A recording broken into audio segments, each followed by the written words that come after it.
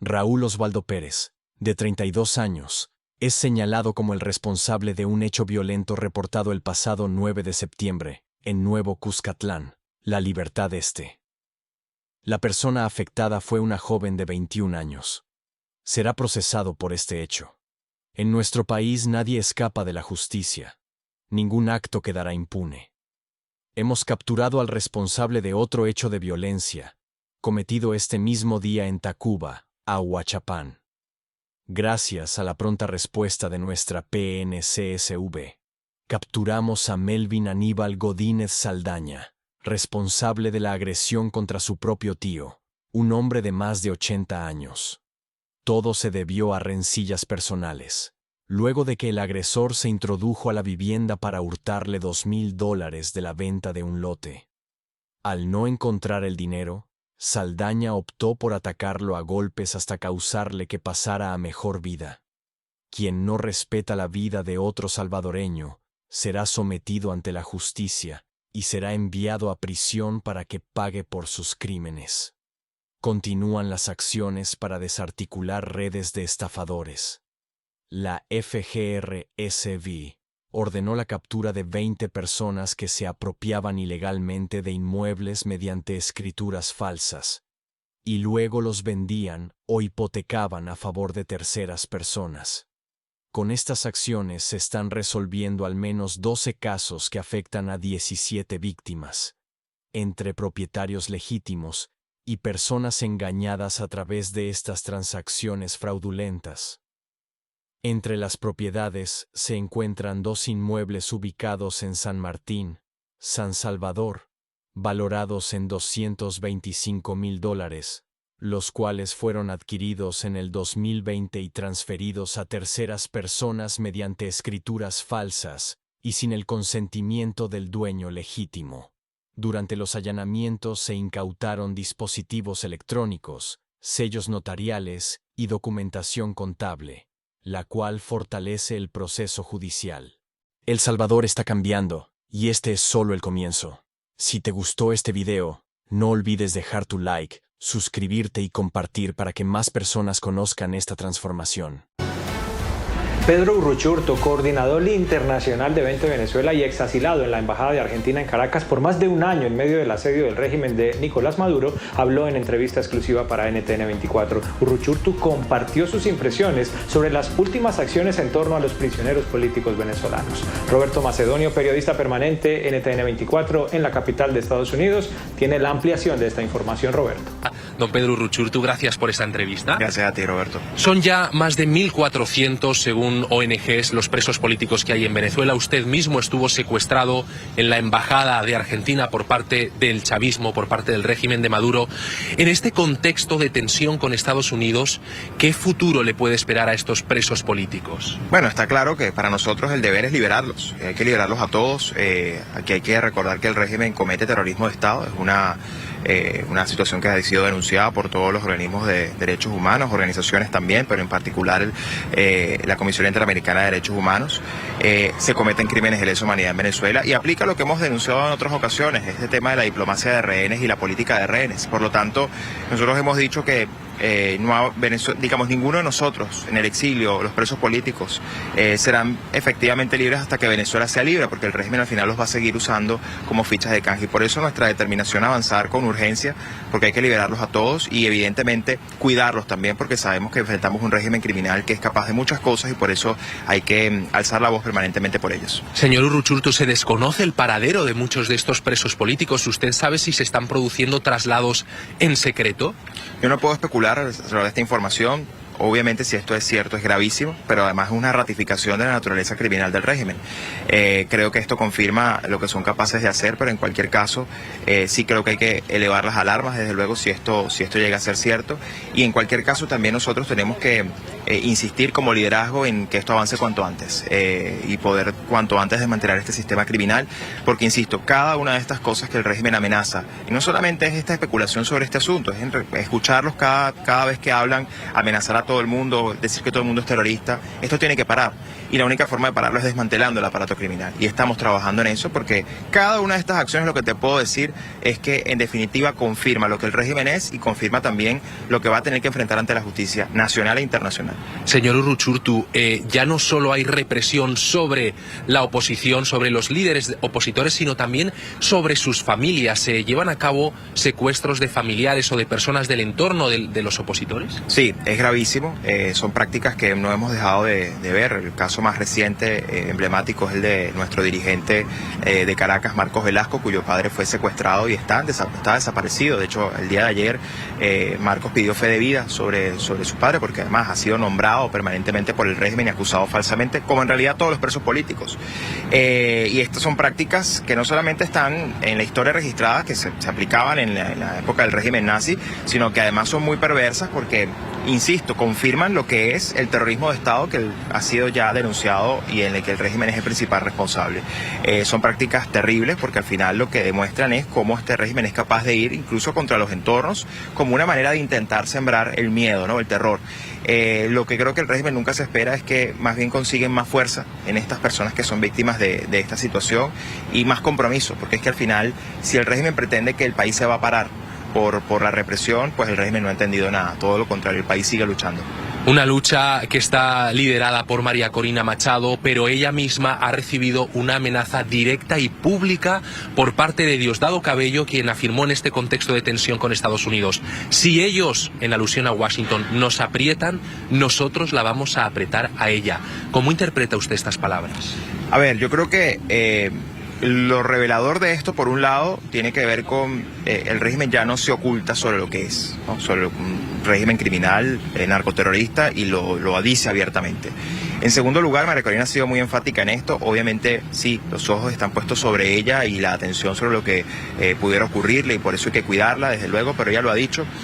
Lo que ella pudiera sufrir o por parte del régimen no es distinto a lo que hoy han sufrido más de 1000 presos políticos.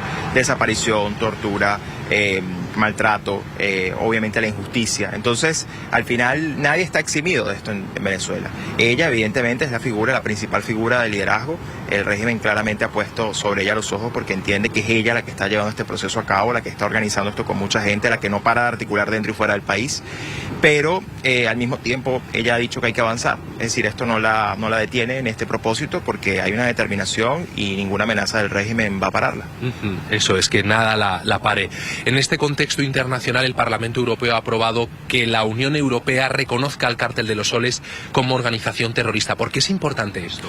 Creo que es importante, primero, porque estamos viendo acciones que no tienen que ver solo con Estados Unidos. Es decir, evidentemente Estados Unidos está liderando una operación que además hemos dicho, no podemos especular sobre su alcance, hasta dónde va a llegar, pero que en efecto obedece a un asunto de interés nacional de los Estados Unidos y de seguridad nacional. Pero al mismo tiempo estamos viendo que hay otros países en el hemisferio, en concreto algunos gobiernos de la región, algunos parlamentos, y ahora también se suma Europa, que también, por cierto, recordemos que hasta hace unas pocas semanas también incluyó a Venezuela en países que contribuyen al lavado de capitales y el financiamiento de actividades terroristas, etcétera. Entonces, lo que hay es una alineación internacional en torno a esa naturaleza criminal del régimen, en torno a estas actividades criminales del régimen y en torno a la necesidad entonces de tratarlo como lo que es, y por eso esto creo que abre un marco importante ya a nivel europeo, también, digamos, para complementar esta presión que estamos viendo desde el punto de vista hemisférico y regional. A Pedro Uruchurtu, gracias por acompañarnos. Gracias a ti, gracias. Un placer. Por el espacio. La noticia: el régimen de Nicolás Maduro arrecia en sus brutales y tenebrosas prácticas de represión. No solo líderes y activistas de la oposición siguen en la mira de la dictadura. La tiranía intensifica también la persecución a familiares de opositores dentro de Venezuela, mientras crece la presión militar de Estados Unidos en el sur del Mar Caribe contra organizaciones narcocriminales como el Cártel de los Soles, del que Maduro es su principal cabecilla según la justicia estadounidense. La noticia noticia: la madre y la hija de Miguel Guillén completan una semana desaparecidas luego de haber sido arrestadas arbitrariamente junto a otros 2 integrantes de la familia. Entre ellos, escuchen esto, una bebé de tan solo 2 años y un adolescente de 17 años. Los menores fueron liberados el pasado lunes, pero de Miriam Fernández Ruiz, de 72 años, y de su nieta Chantal Guillén, de 21, nada se sabe oficialmente sobre su paradero. El 4 de septiembre, funcionarios de la Policía Nacional Bolivariana ingresaron sin orden judicial a la vivienda de la familia en Paso Real y se llevaron a Miriam Fernández y a su nieto Miguel Ángel Guillén. Al día siguiente, Miguel fue obligado a llamar a su hermana Chantal para que acudiera a la sede de la PNB en La Esmeralda. Ella se presentó junto a su hija Nicole, de apenas 2 años, y ambas quedaron igualmente detenidas sin justificación alguna.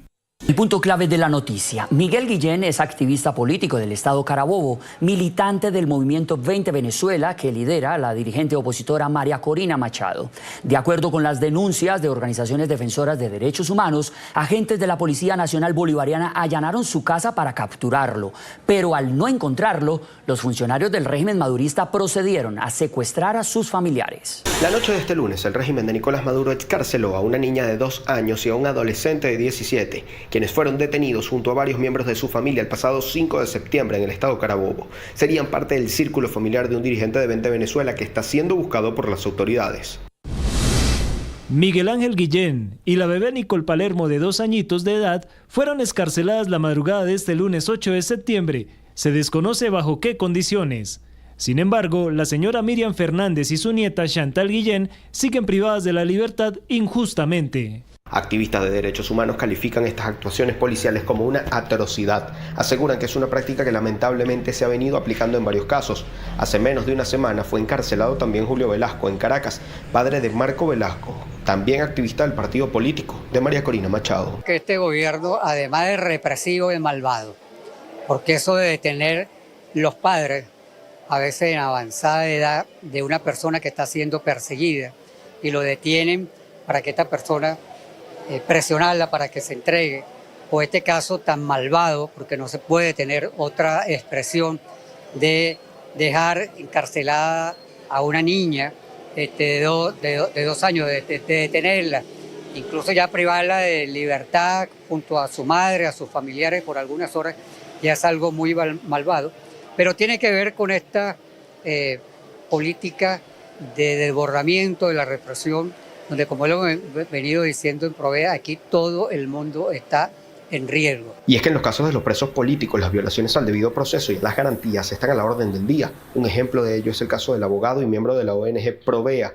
Eduardo Torres, quien este martes ha cumplido 4 meses, no solo detenido, sino además desaparecido. O sea, 4 meses que no hemos hablado con él, que no lo hemos visto, no hemos comprobado cómo está su salud, tanto física como mental. 4 meses que han sido un terror para su familia. Su esposa, Miselis, señala que tanto para ella como para la madre de Eduardo ha sido muy difícil.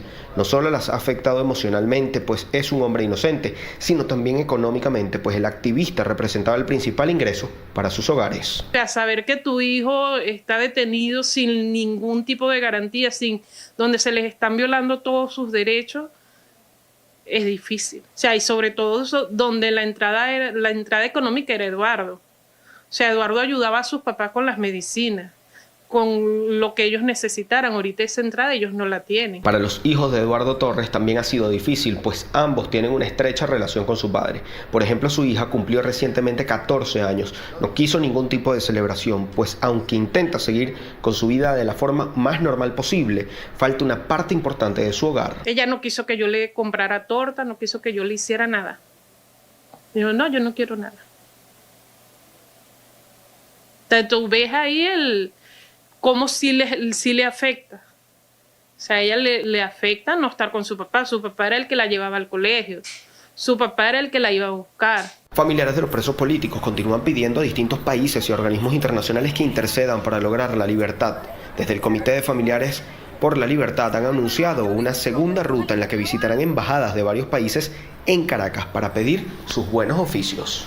El punto clave de la noticia: el caso de la familia Guillén no es el único que ha ocurrido en las últimas semanas bajo la misma táctica de persecución y represión a las familias de los opositores a la dictadura venezolana. El 2 de septiembre fue capturado arbitrariamente Julio Velasco, padre del líder político Marcos Velasco, en Caracas, y el pasado miércoles 10 de septiembre, fuerzas policiales del régimen allanaron la vivienda del activista político Pedro Andrade Hernández en el estado Trujillo. Y al no encontrarlo, los agentes detuvieron a la mamá, a un sobrino y a una de sus hermanas. Marcos Velasco y Pedro Hernández son también militantes de 20 Venezuela. ONG Provea. Aproximadamente a las 11 de la mañana, agentes de la Fuerza Pública en el estado Trujillo allanaron la residencia del activista político Pedro Andrade Hernández en la ciudad de Valera. Testigos afirman que más de 100 funcionarios de la Policía Regional, Comando Nacional Antiextorsión y Secuestro y Servicio Bolivariano de Inteligencia Nacional coparon las inmediaciones de la vivienda del activista político e irrumpieron de forma violenta en su residencia solicitando que Pedro Andrade se entregara. Venezolana en el exilio. Su padre, como ya escuchamos, Julio César Velasco Castillo, fue secuestrado por el régimen venezolano el pasado 2 de septiembre y lo están acusando de presunta traición a la patria, de supuestamente organizar un plan para atentar contra el considerado número 2 de la dictadura, Diosdado Cabello. Gracias, Marcos, por estar aquí en el programa La Noche. Gracias a ti, Jorge. Saludo también a Orlando Moreno, coordinador del Comité de Derechos Humanos del Movimiento Político de Oposición 20 Venezuela, activista y también perseguido del régimen venezolano. Nos habla hoy desde la clandestinidad debido, pues obviamente, a los riesgos, a todos los riesgos que están corriendo en este momento los líderes opositores al régimen. Gracias por estar aquí en La Noche. Gracias por la oportunidad de estar aquí hoy, Jorge.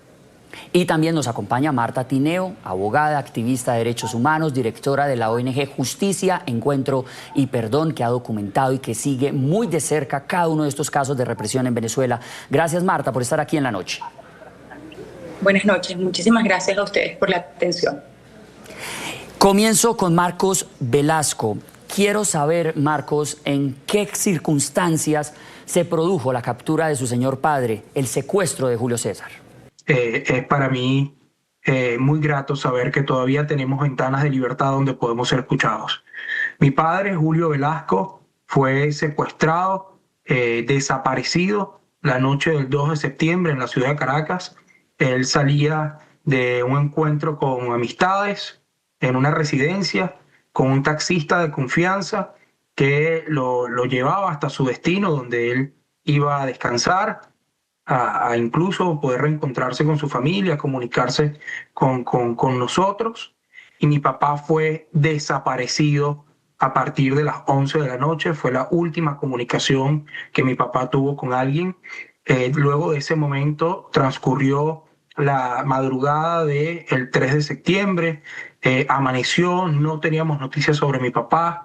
Queríamos creer que la zona donde él estaba no había servicio de luz, pero al transcurrir más ya de 24 horas de su detención, pudimos confirmar también por medios alternativos que el taxista que conducía la unidad que llevaba a mi papá también habría sido secuestrado. Esto nos dio una clara señal de la evidencia de una desaparición forzada y fue confirmado la noche del miércoles 4 de septiembre, del miércoles 3 de septiembre, por el propio Diosdado Cabello, al afirmar que mi papá había sido capturado en su programa con el Mazo Dando. Marcos, aparte de esta información del número 2 de la dictadura, que más adelante la vamos a recordar aquí en el programa La Noche, ¿qué otros detalles ustedes han podido investigar? Sabemos aquí a través del equipo de investigación del programa La Noche que ustedes también han acudido a algunos de los centros, de los principales centros de tortura o de reclusión del régimen para poder tener una información oficial y verídica sobre la situación de su padre.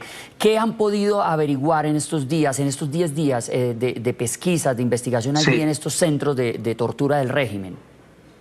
Sí, mira, acá yo tengo la copia del documento, la denuncia que se hizo en la sede del Ministerio Público, la sede principal del Ministerio Público en Caracas, donde se hace la denuncia por la desaparición forzosa de mi padre. Hubo una recepción de este documento, no hubo mayor información sobre su paradero, remitieron a la familia de mi papá que llevó este documento al Ministerio Público, la remitieron a la Defensoría y a los tribunales, y en estas dos instituciones no solo no recibieron los documentos, sino que les dijeron que mi papá no estaba en sistema y que no había ningún caso abierto en esas instituciones en contra de mi papá. Procedimos a enviar a estos familiares a centros de reclusión donde sabemos que mantienen a presos políticos injustamente retenidos, secuestrados, y en todos y cada uno de ellos han negado el paradero de mi padre. No tenemos, después de 10 días, hoy se cumplen 10 días, desde que mi papá fue desaparecido, no tenemos ninguna información más allá de la que ha hecho pública y comunicacional el propio Diosdado Cabello en sus dos últimos programas. No tenemos información oficial, no hemos tenido ni siquiera un mensaje o una llamada por parte de algún defensor público, algún fiscal que pueda estar llevando el caso. En este momento, a esta hora en la que estoy hablando con ustedes, la vida de mi papá está en absoluto riesgo y nosotros como familiares no tenemos ningún tipo de información para validar su sitio de reclusión, su estado de salud, qué cargos están siendo imputados en su contra, quiénes están llevando adelante este caso, en qué tribunal lo están haciendo. Es decir, hay una violación clara no solo a sus derechos humanos, sino al debido proceso que está consagrado en el Código Penal y la Constitución de la República Bolivariana de Venezuela. Marcos lo ha dicho, hasta ahora la única información, si se quiere, oficial del régimen la ha dado el número 2 de la dictadura, Diosdado Cabello. Ni siquiera la Fiscalía, ni siquiera la Defensoría del Pueblo. Escuchemos qué fue lo que dijo Diosdado Cabello acerca del caso de Julio César. La historia con el señor Velasco no se termina aquí. Resulta, mi gordito policía, que este señor tenía la misión de mantener a 20 personas que servían de gariteros a Cori e iban a actuar como mercenarios a sueldo para asesinar a varios líderes de oposición en Venezuela y culpar al gobierno. Pero Dios, eso no es todo. Listen to me, que esto es muy serio. Este señor Julio Velasco quería asesinarte. ¿A mí? Mi bomboncito, no sabes lo que sentí cuando me enteré de eso. Dios, yo me muero si a ti te pasa algo. Jamás perdonaría a María Corina Machado Parisca si te hiciera daño. Marcos, para que nuestra teleaudiencia conozca de qué es lo que estamos hablando, de este caso de su señor padre, Julio César, ¿él a qué se dedica? ¿Él ejerce una labor netamente privada en el área comercial o tiene algún tipo de activismo político como el que ha desarrollado usted en Venezuela? ¿Alguna actividad política que le preocupe al régimen? ¿Cómo es que termina su padre en la mira de Diosdado Cabello? Mira, esta pregunta es fundamental. En Venezuela se han violado los derechos humanos desde hace muchísimo tiempo. Las organizaciones de derechos humanos han registrado la terrible situación que viven los dirigentes políticos, sociales, vecinales que son perseguidos por el régimen. Pero este caso particularmente es dantesco. Mi papá es comerciante, padre de familia, no tiene ninguna afiliación ni militancia político-partidista con ninguna organización. Mi papá jamás ha activado políticamente en Venezuela, más allá de ejercer su derecho como ciudadano a elegir en los procesos electorales que haya podido participar, pero bajo ningún concepto nunca ha sido parte de una organización política activa en Venezuela. A mi papá lo secuestran por ser mi papá. Mi papá hoy está secuestrado y desaparecido por el régimen por ser el papá de un joven venezolano de 26 años que creció viviendo la desgracia más grande que ha vivido la historia de nuestra república, que se ha opuesto a la violación de los derechos humanos, a la corrupción, a la desaparición forzada, a la injusticia, al secuestro del futuro de millones de jóvenes y niños venezolanos a lo largo de estos tortuosos 26 años. Por eso mi papá está preso, por ser padre de un defensor de las ideas de la libertad.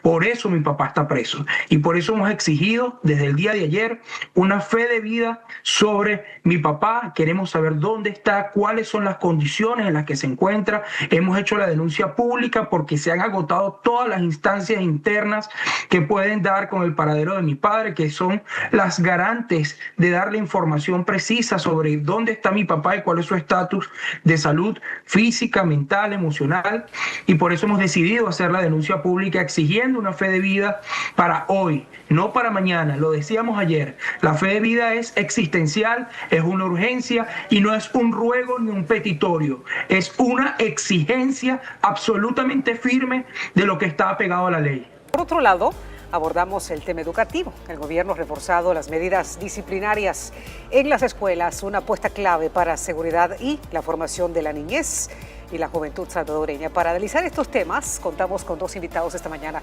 especiales, el sociólogo y escritor René Martínez y el sociólogo y docente Mauricio Rodríguez. Juntos vamos a explorar el alcance de estas decisiones y lo que representan para la vida social y económica del país. Así que comenzamos, quédese con nosotros y bienvenidos a ambos. Qué bueno tenerlos a los dos esta mañana. Buenos días, Astrid, muchas gracias por la invitación. Un saludo acá a Mauricio, colega. Bueno, por mi parte, pues también complacido, 48 horas después estamos de nuevo por acá con ustedes y pues me place compartir este espacio este día con un colega sociólogo, René Martínez, reconocidísimo, por cierto. Bienvenidos a los dos. Y bueno, ahí están los temas puestos sobre la mesa para comenzar. Me gustaría escuchar su reacción, su análisis sobre este lanzamiento que realizó ayer el presidente de la República en cuanto a la nueva Dirección de Mercados Nacionales. Esta es una institución que ahora se va a encargar de administrar con dependencia todos los mercados que sean intervenidos por el gobierno salvadoreño. Entre otras cosas, esta dirección nació y se creó pues para garantizar que cada mercado tenga planificación, normas claras, control real, respaldo legal, que es muy importante, y esto es parte de lo que también anunció el presidente Nayib Bukele durante el lanzamiento del ahora nuevo mercado San Miguelito, que también hay que comentar que quedó precioso. Y bueno, entre otras cosas, el trabajo de la nueva Dirección de Mercados Nacionales ahora será más completo, se encargará de emitir regulaciones, asignará puestos, aprobará tarifas, supervisará los pagos. También hay una entidad ahí que responderá a las quejas, además de mantener estos espacios nuevos en buenas condiciones. Y bueno, ahí está el tema sobre la mesa, con eso podemos arrancar. Bueno, en primer lugar, hay que decir que lo importante de todo esto es de que el presidente Bukele con esta... Primero, la creación de la Dirección Nacional de Mercados viene a modernizar algo que se avejentó con el tiempo, algo que se volvió disfuncional y que a la larga también no se reconoció en gran medida el trabajo que hacen esos hombres y mujeres en los mercados municipales, que también es un trabajo digno, ¿no? Y por una parte, la creación de la Dirección Nacional de Mercados deja muy en claro de que fue necesario crearla por la inoperancia que algunos o que a la mayoría de alcaldes han administrado o mal administrado los mercados y hay que decirlo también que estos sectores se convirtieron como en polos de corrupción en todo sentido. Aquí en el centro de San Salvador tenemos la historia de alguien que era el dueño prácticamente de calles enteras, de puestos que él los construía y él los arrendaba. O sea, como que fueran cosa propia, pues es un espacio público. Entonces, en un primer momento, pues nos queda como una muy buena impresión de eso que vimos ayer en las imágenes en la cadena nacional, que obviamente vamos a tener que ir de manera presencial a conocerle, pero que deja muy claro de que el mensaje del presidente, y lo dijo como 4 veces en su discurso, donde lo público tiene que ser mejor que lo privado. Y eso queda ratificado con la creación de un mercado que, lejos de los discursos de los opositores, él no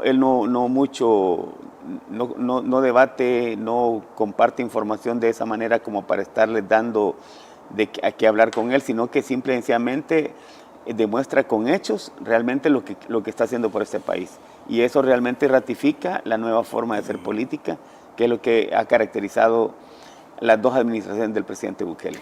A ver, René, ¿cómo analiza usted en primera instancia el propósito central de esta creación de la nueva Dirección de Mercados Nacionales?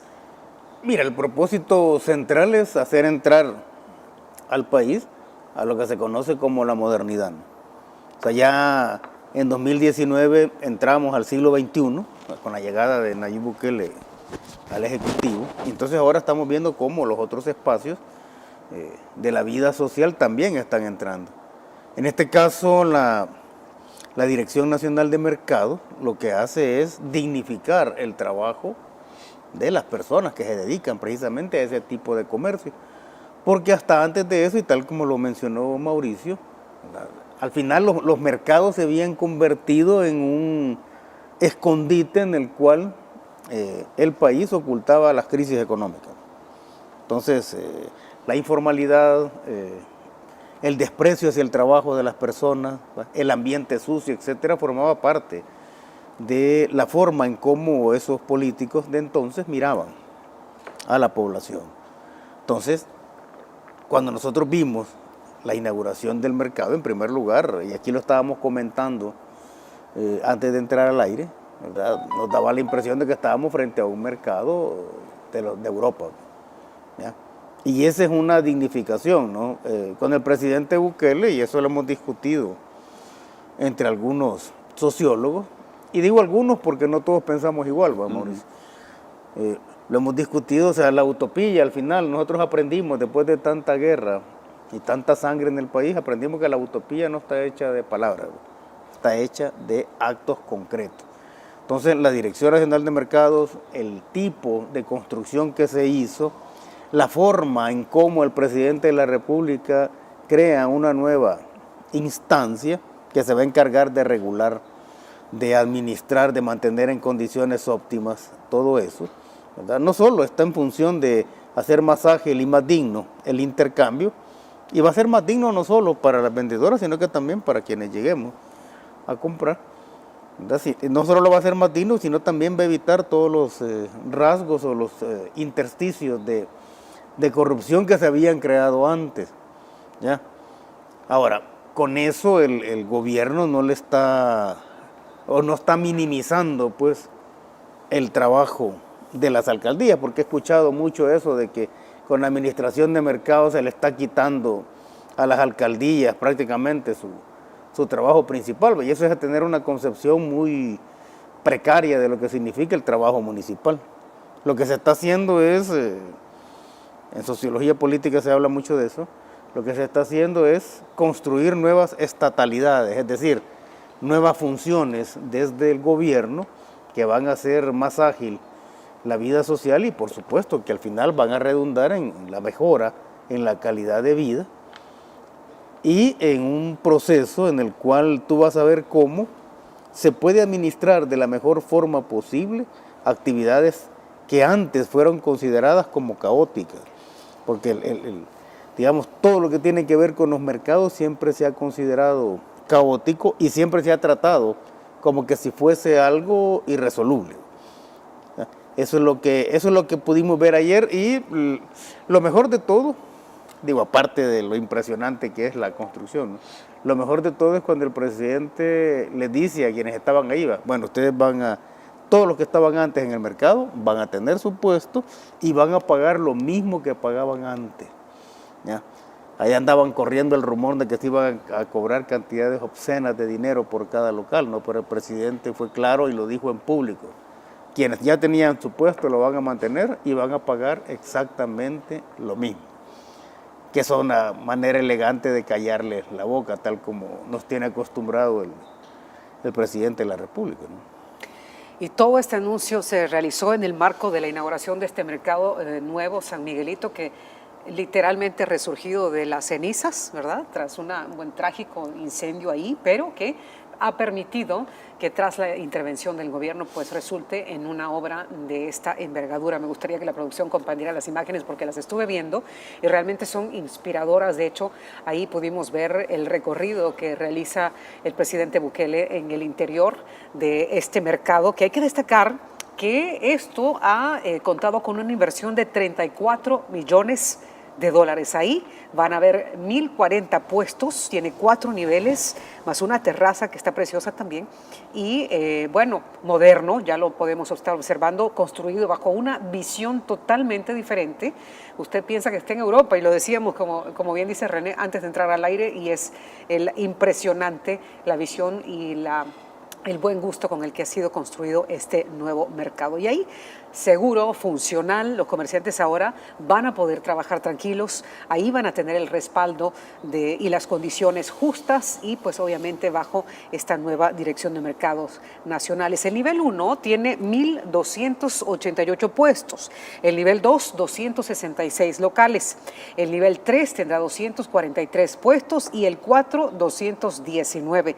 Además, tiene techo acústico con vidrios, con vista panorámica y esto permite entrada también de luz natural, también cisternas. Ahí, bueno, han aprovechado cada espacio y han incluido temas tan importantes como salas de lactancia. Y están los CAPI, que son las guarderías para todas las mujeres trabajadoras que van a estar ahí dentro, laborando día con día. Me gustaría también escuchar sus opiniones sobre esta nueva infraestructura que fue entregada ayer. Bueno, hay una cosa importante que destacar. No solamente se está reivindicando a la clase trabajadora de los mercados, sino que también ha sido, digamos, una constante en el pasado de que los niños, los hijos o hijas de vendedores, ahí están con ellos en el puesto. Y es una situación bien, ¿no? Podemos decir que da lástima, pero sí en el fondo también da un poco de coraje como los alcaldes en el pasado no fueron capaces de empatizar con ese tipo de situaciones. Ahora, el presidente reivindica incluso a la niñez con esa construcción de ese CAPI, pues, puesto que ya los niños van a estar en condiciones óptimas, condiciones de mucha higiene, de cuidados de primer mundo y sobre todo la capacidad que tiene la gente de administrar este tipo de CAPIs, pero también detalles, hasta el suelo, el piso es epóxico, no es ni siquiera cemento refinado, sino que es un suelo epóxico que es característico de construcciones de otro nivel. Ni siquiera creo que ni los centros comerciales del país tienen ese tipo de suelos. Las dimensiones, yo creo que el tema de arquitectura y de ingeniería en la parte de diseño sí se anotaron un 10, obviamente dirigidos por quien les pide cómo quiere las cosas, que en este caso es el señor presidente de la República. La altura permite, digamos, la entrada de aire y también la ventilación y también de luz natural. Eso es sumamente importante. Como decíamos, estos mercados nosotros solo podremos haberlos visto en otras latitudes, en Europa, por ejemplo, que son iguales, pero no mejores que este mercado. No tiene nada que envidiar, ¿cierto? Absolutamente nada, y hay algo importante, ¿no? Y eso ha sido una constante en las distintas obras que ha presentado el presidente de la República, y es la conjunción de la parte cultural, ¿no? O sea, si nosotros estamos en este momento viviendo un proceso de reinvención del país, eso se tiene que hacer bien, ¿no? Entonces, cada hecho que tiene que ver con la seguridad ciudadana, con el turismo y en este caso, ¿no?, con los mercados, también lleva un componente cultural. ¿Por qué se hace eso? Bueno, aparte de los CAPI que están ahí al interior del mercado y que reivindican las necesidades de las mujeres que están ahí y que llevaban a sus hijos, sino que también el CAPI se convierte en otro punto en el cual los niños van a estar aprendiendo algo, van a estar compartiendo, es decir, se van a estar socializando, ¿no?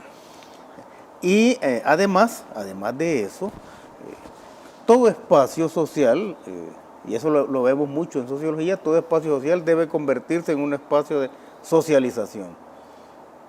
Y la socialización no solo tiene que ver con la transmisión de valores culturales, sino que también con la construcción de una cultura política democrática.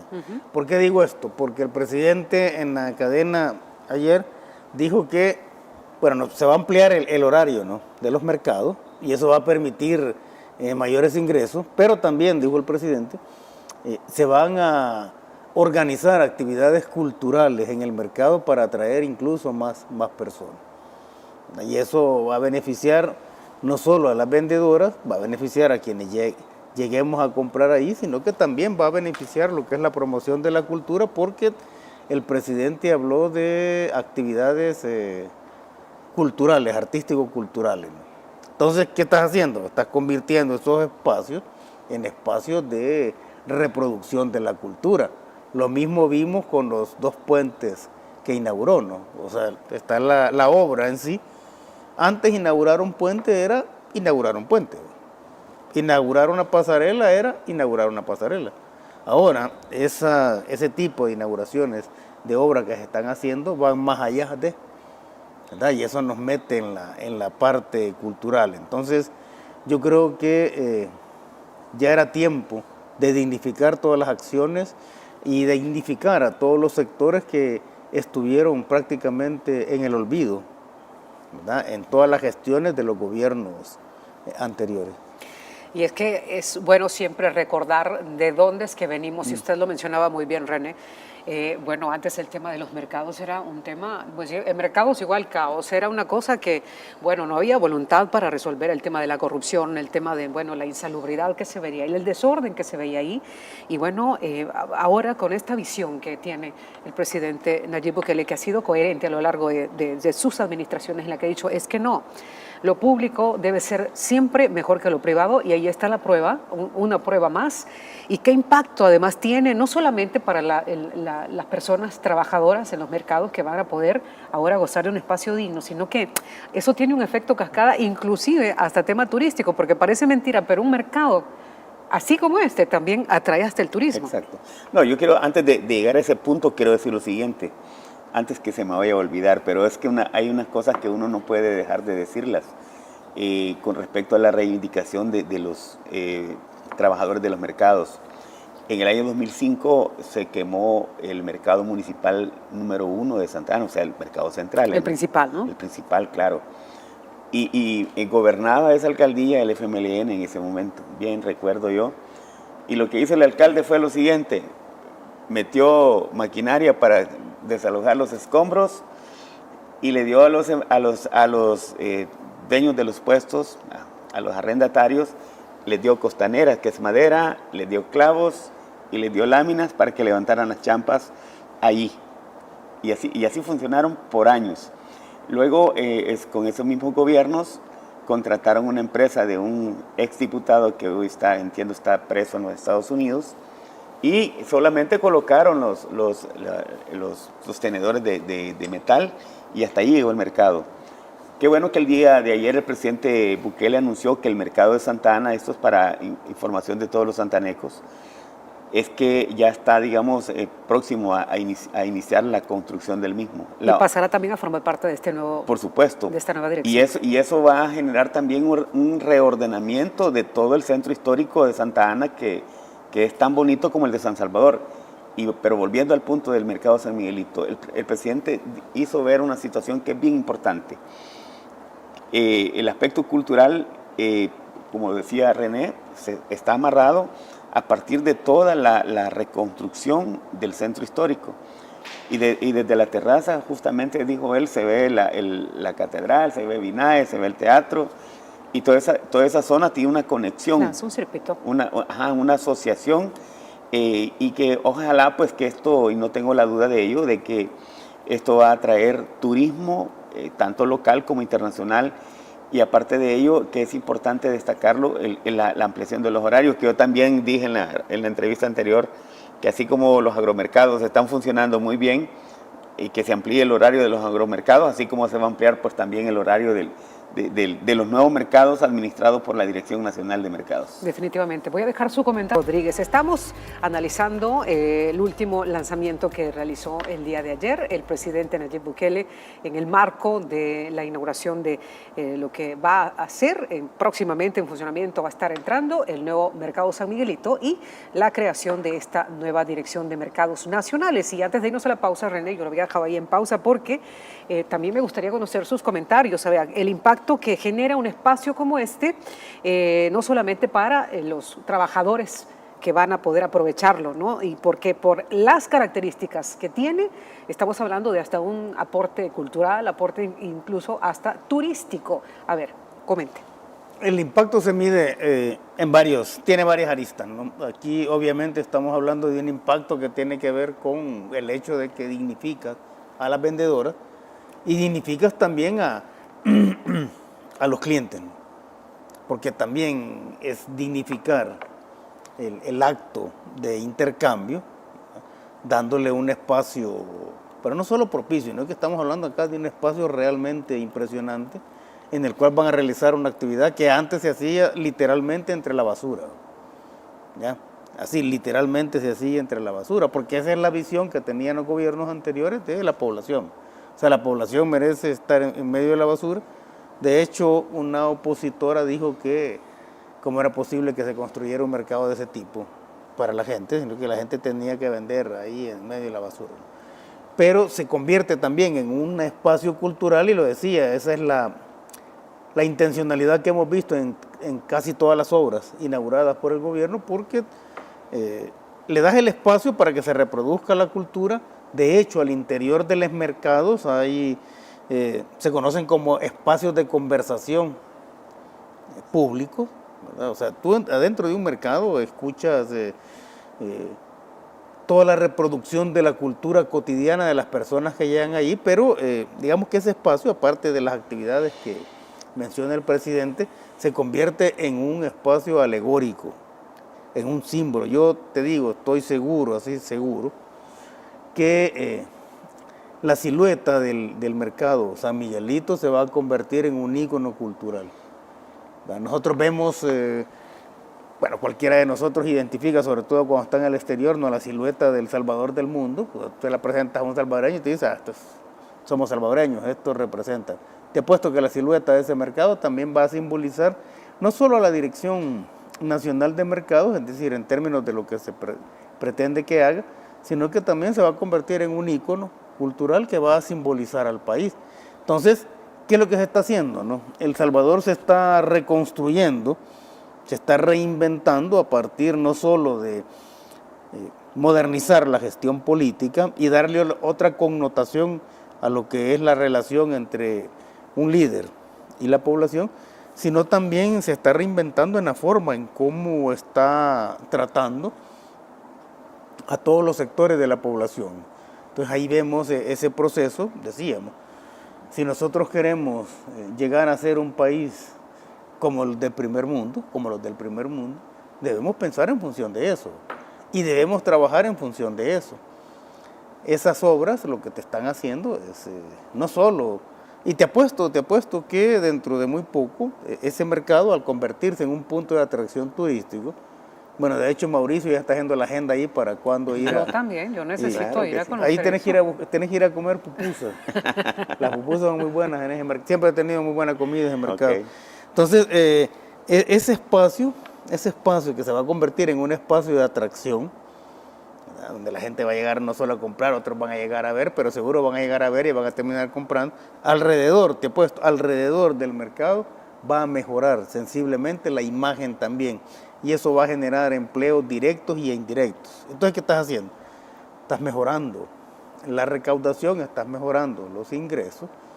Y entonces, cuando tú logras hacer eso, cuando tú formalizas incluso ese tipo de actividad, lo que estás haciendo es que tú puedes tener tarifas, tasas, cobros muy bajos, ¿verdad? Porque también la gente va a pagar impuestos. Y entonces gana la gente, bueno, gana el vendedor, gana el comprador, ganan los que viven en los sectores aledaños y gana el gobierno también, gana el país porque se capta más, se formaliza la economía. Entonces, es un impacto a todo nivel. Hay que mencionar también que la Dirección de Mercados Nacionales está iniciando con la inauguración de 5 mercados nuevos. No solamente estamos hablando del mercado San Miguelito, estamos hablando del mercado de Tapalhuaca, esto queda en La Paz, la plaza gastronómica Monte San Juan, esto queda en Cuscatlán, el mercado del Triunfo en Usulután y el mercado de Chalchuapa, Santa Ana. Y luego hay otros 5 mercados que están en proceso de construcción, pero que están avanzadísimos también y también formarán parte de la Dirección de Mercados Nacionales. Estamos hablando del mercado de Concepción Oriente en La Unión, el mercado de Lourdes en La Libertad, el mercado de Nueva Concepción en Chalatenango, el mercado de La Palma también en Chalatenango y el mercado de San José Guayabal en Cuscatlán. A ver, ¿les parece a ustedes coherente que ahora, con esta nueva ley, los mercados que sean intervenidos por el gobierno pasen a ser administrados por el gobierno? ¿Qué opinión tienen de eso? Bueno, es que si el gobierno hace una inversión muy fuerte, porque es una inversión de, creo, de $80 millones Hasta ahorita van 80 millones. Correcto, entonces... Correcto, sí. Y de todo lo que ha mencionado ahí, pues no los conozco nomás por las fotografías, pero sí conozco el de Chalchuapa. Y está prácticamente calcado con las mismas características del mercado de San Miguelito. Es enorme. Yo estuve platicando recientemente con el alcalde de Chalchuapa, el señor Jorge Castro, por un tema empresarial, y la gente son inversionistas extranjeros. Tuvimos la reunión con ellos y salieron de esa oficina con la boca abierta, porque del lugar donde ellos vienen, un país cercano acá, pues allá primero tenían que pagar la cuenta pues para ser atendidos, y el alcalde se mostró abierto, dijo: aquí nosotros nunca recibimos dinero ni nos ofrezcan, ayúdennos en algo de aquí, de la comunidad, y eso habla muy bien. Conocimos al alcalde de Santa Ana con esas características, al alcalde de Chalchuapa, pero también lo importante, y volviendo al punto del mercado, que se está reivindicando y se está prácticamente, como decimos en sociología, la ley de la negación, ¿verdad? Estamos rompiendo paradigmas, estamos dejando las cosas viejas de lado y estamos sustituyéndolas por cosas nuevas, pero no solamente es el hecho de la nueva infraestructura, sino de la nueva mentalidad, que inclusive el presidente Bukele anoche parecía un profesor de moral, urbanidad y cívica, porque él hizo ver de que también, así como se está entregando ese mercado y los otros que se van a estar construyendo próximamente, y los que se van a inaugurar próximamente, de igual manera él pidió que lo conserven y dio una clase de urbanidad, el hecho de tener, digamos, estándares básicos de higiene, de decoro, pues habló incluso de la gente que hace sus necesidades en cualquier parte. Pues aquí estos mercados están equipados justamente con varios componentes. Por una parte, el componente de seguridad interna y perimetral. 1. 2. El componente de salud, de salubridad, es decir, tener baterías de baños adecuadas para las características de ese nuevo mercado. 3. También tiene a la base la formación de una nueva mentalidad para el arrendatario, es decir, que ellos ahora son prácticamente los responsables de que eso se mantenga con esas características, y manteniéndolo aseado, como se vio allí, no dudo yo que eso va a ser, digamos, un boom a nivel latinoamericano, de la forma de cómo se puede, así como de construir un Secot, que ahora todos están imitando. También los mercados de El Salvador ahora ya son, digamos, punto de agenda en muchos medios internacionales. Y es que fíjate bien, si lo público tiene que ser mejor que lo privado, lo público debe ser cuidado mejor que lo privado. O sea, nosotros venimos, y precisamente quizás era como una expresión de la forma en cómo la gente miraba a la política y a los políticos, en el sentido de que nadie cuidaba de lo público. O sea, te daban algo que venía de los gobiernos y simple y sencillamente no lo cuidabas. No se cuidaban los centros escolares, los institutos, la universidad, los baños, etcétera. La gente lo descuidaba. Fíjate bien, uno podría decir, bueno, mira, estas son formas de incultura de la gente, pero cuando lo analizamos eso en tono sociológico, ese no cuidar de lo público, ¿verdad? Baños en los mercados, por ejemplo, manchados, con una gran cantidad de basura en el suelo, etcétera. Si nosotros lo miramos en tono sociológico, ese comportamiento era una forma de protesta, de protesta por la corrupción, por el trato de los políticos que le estaban dando a la población. El problema es que esa forma de protesta, ¿verdad?, de no cuidar lo público, duró tanto, porque fueron tantos los gobiernos que tenían a la corrupción como su gendarme, que se arraigó en términos culturales. Hoy la cosa es distinta, entonces si estamos cambiando eso, también vamos a cambiar la percepción que tenemos de lo público, y por eso el presidente hizo énfasis ayer, tal como lo mencionaba Mauricio, en la parte dice, bueno, aquí está este mercado con estas características, pero esto lo vamos a cuidar, claro, que es lo mismo que prácticamente se está pidiendo en los centros escolares e institutos, ¿no? O sea, tienen las computadoras, van a tener infraestructura muy moderna, pero entonces también hay que poner nuestra parte, ¿no? Cuando la gente comprenda que lo público, por ser público, debe ser cuidado mejor que lo privado, entonces vamos a decir que hemos logrado la culminación de una cultura política democrática. Y ese es el camino que estamos viendo que está liderando pues, el presidente Nayib Bukele. Destacando que estas disposiciones están formando parte de la transformación del sistema público de educación desde la raíz. Veamos la nota y luego lo comentamos. El fenómeno de las pandillas, el aumento de la criminalidad y la pérdida del control del territorio en El Salvador surgió a raíz de diferentes factores. Uno de los principales fue el abandono del sistema público de educación. Para evitar que esta situación vuelva a suceder en nuestro país, el gobierno ha tomado la sabia decisión de mantener el orden y disciplina en las escuelas, con la inofensiva pero eficaz medida obligatoria de que cada estudiante se dirija a los docentes con cortesía y educación. Creo que lo menos que podemos hacer es sembrar las semillas para que no vuelva a pasar. Y si alguien no está de acuerdo con lo que estamos haciendo en las escuelas, yo le pregunto a esa persona, ¿qué daño cree que le vamos a hacer a los niños con esas medidas?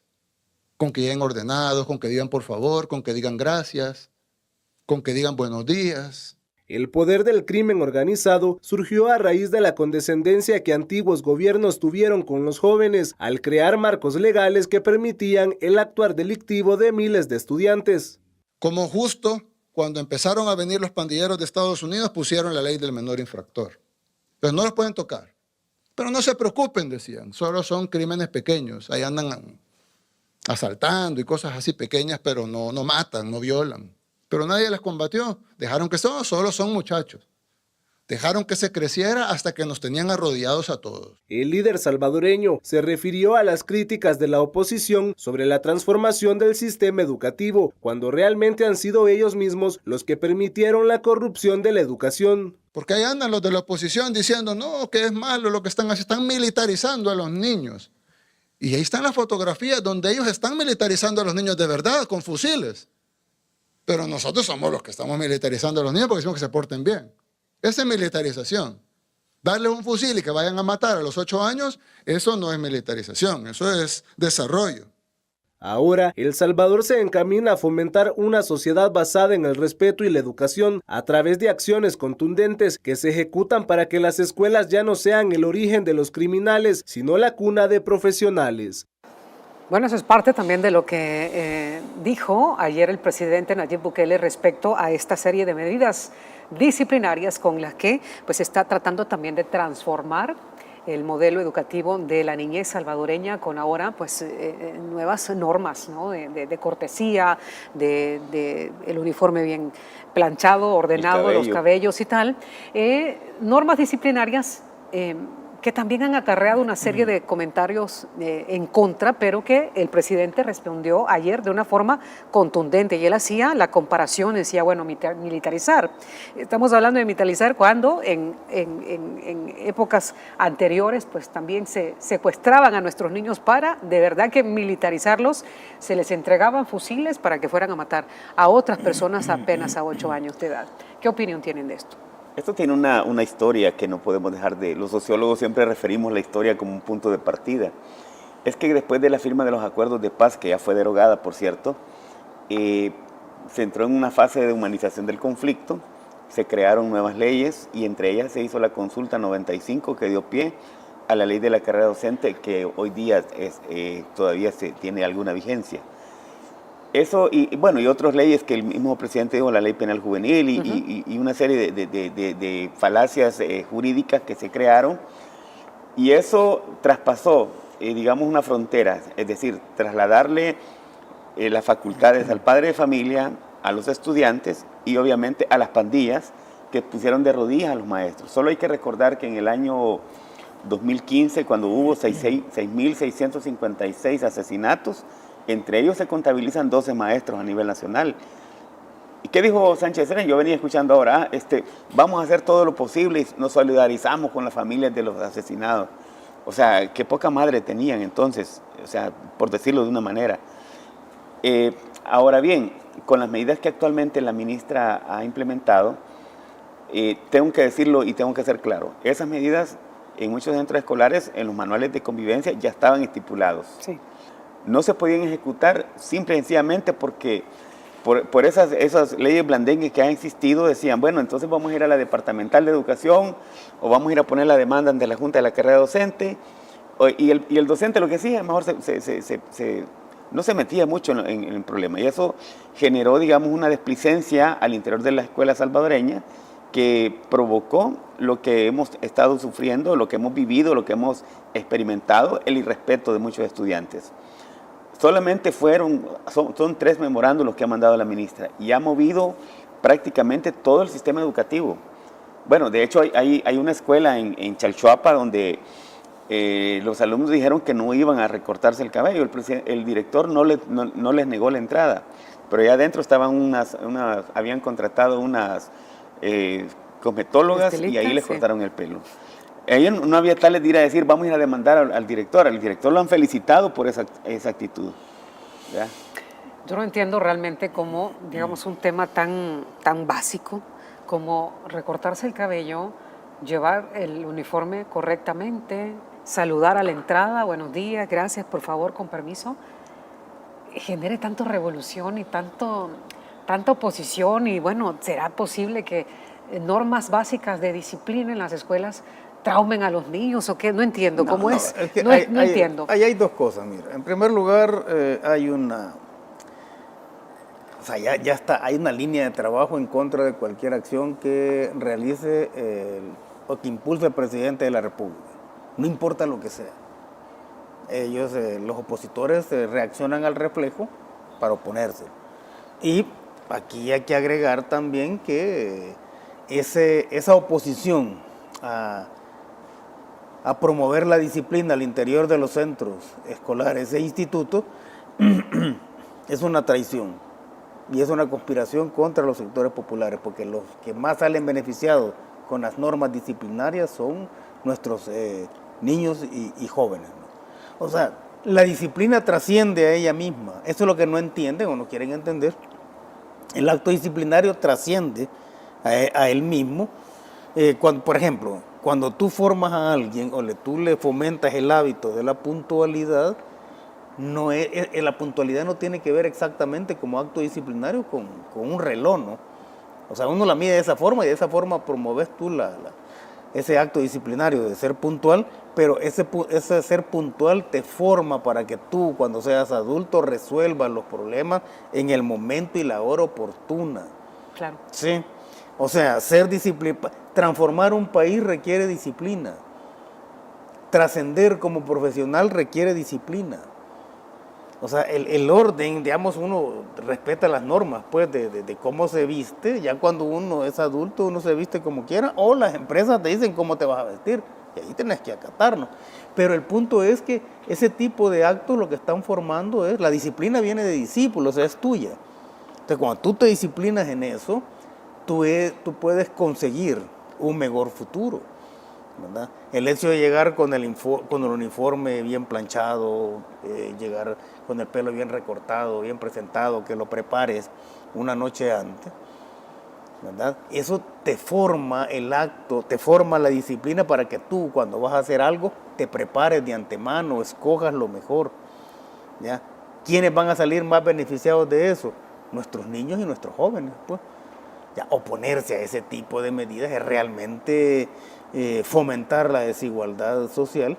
Antes, y tal como lo decía Mauricio, antes, entre comillas, no se había empoderado a los padres de familia, ¿verdad? Y a los estudiantes, pero en realidad a quienes estaban empoderando eran las pandillas. Claro. ¿Verdad? Y muchos profesores, hay que decirlo también, o sea, si vos no exigís disciplina, entonces también los profesores, muchos profesores se convirtieron en indisciplinados, y muchos gremios de maestros también se fomentaron la indisciplina, ¿no? Entonces, si yo no le exijo a los estudiantes tampoco me pueden exigir a mí, ¿ya? Entonces, hay una apatía, ¿no? Fue un proceso de corrupción realmente de todo el proceso educativo, y llega la nueva ministra y cabal, ¿no? En 2 que 3 como se dice en la calle, ¿no? En 2 o 3 patadas, empieza a moverlo todo.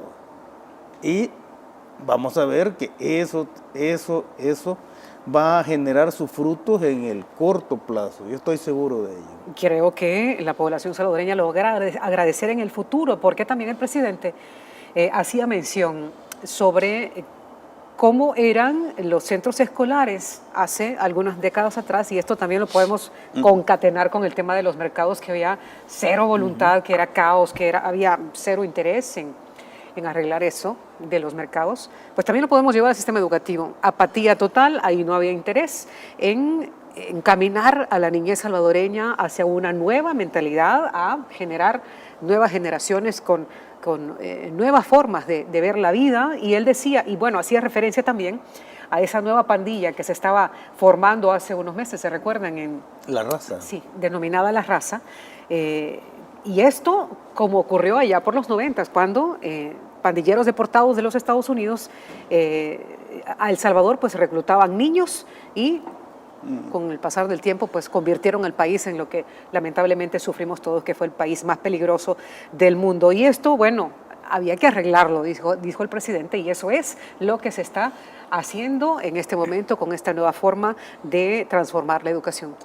Bueno, hay una lógica que el presidente ha venido desarrollando, y es que no solamente es el mero hecho de construir puentes, de construir una infraestructura para el turismo en Surf City 1 y 2, no solamente el hecho de construir los mercados, no solamente es el hecho de construir nuevas escuelas, porque eso es lo que está haciendo, sino de construir una nueva mentalidad, una nueva cultura. Y ese es el punto principal. Y me di cuenta del director del Instituto Técnico Industrial, creo que se llama aquí. El INTI. O sea, el señor dio un discurso ambiguo en un medio televisivo. Él dijo, no, sí estamos de acuerdo con las medidas, pero fíjese que a los niños, muchachos, les hemos dado una semana para que recapaciten y que ellos se vayan a cortar el cabello. O sea, estaba incumpliendo una normativa emitida por la señora ministra, que dijo es de estricto cumplimiento a partir de...